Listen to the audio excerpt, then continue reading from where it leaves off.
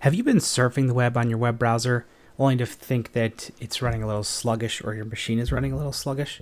Well, it's possibly because you have way too many tabs open. In my case, I usually have way more than this, even maybe 50 or 60. I don't even know if it gets up to 100 sometimes. So it gets a little aggravating. And if you're wondering the best thing to do, the best thing to do is probably close your browser if you're okay with losing all those tabs. That will then make everything fresh. You can open up the browser fresh and then everything will be running quickly after that. But if you're in a hurry and you just want to find out if maybe one tab is the culprit, you can go ahead and hunt that down. First thing we're going to do here is we're just going to do Control-Shift-Escape, which will bring up Task Manager for Windows. And in here, you kind of want to look at the memory and the CPU and make sure if nothing is continually at this like high level right here.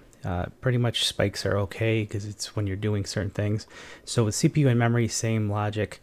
This machine has a lot of RAM on it, 64 gigs of RAM, but if you have 8, 16, 32, you'll see kind of a percentage of what's being used. And up here in Task Manager, you can go to the actual tasks that are actually running, and you'll be able to sort by CPU by clicking this. And right now it's over here for Firefox first, and memory is here showing Edge. So with that information, we could say, okay, well, I've been doing a lot of stuff in Edge. I've had it open for a week. If that's the case, you probably also need to do a reboot on your machine. But if you have had it open and you still kind of have to get something done, we can go here then, and let's just pretend that Chrome in the case here is the top one.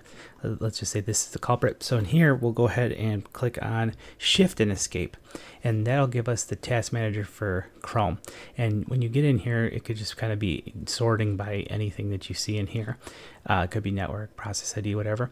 But we're going to go ahead and click on memory footprint, and then it shows you the top usage of the tabs. And same thing with CPU. You can see which tabs. You click that, make sure it's the arrow's facing down, and then scroll all the way to the top, and you'll see the top. So the browser here is kind of just the browser itself. You don't want to mess with that. But let's just pretend that this ESPN tab here is the culprit.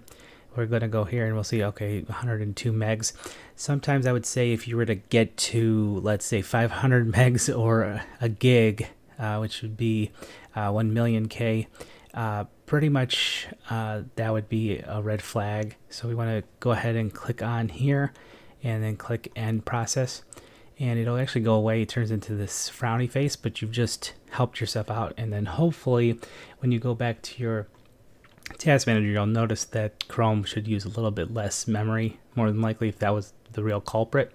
And sometimes people just have tabs that are causing issues, causing problems, or the code on the page is no good and it caused that to happen. So the nice thing though is we can go back in case, just as long as you don't have any valid data that was in there, you're good to go. You can just click back to it, and then you can even hit reload and the page will reload fresh. But that's a good way to kind of pinpoint out of all these tabs which one is the culprit. And then back here we do have Firefox.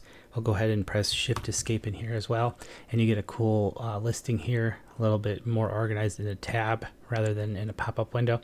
And then let's just say in here it was google.com was causing the problem. We can just hit the X. It kind of stops it. It's not any longer working, but if you click it, it'll reload it immediately. So pretty nice feature to do that if you have a lot of tabs open.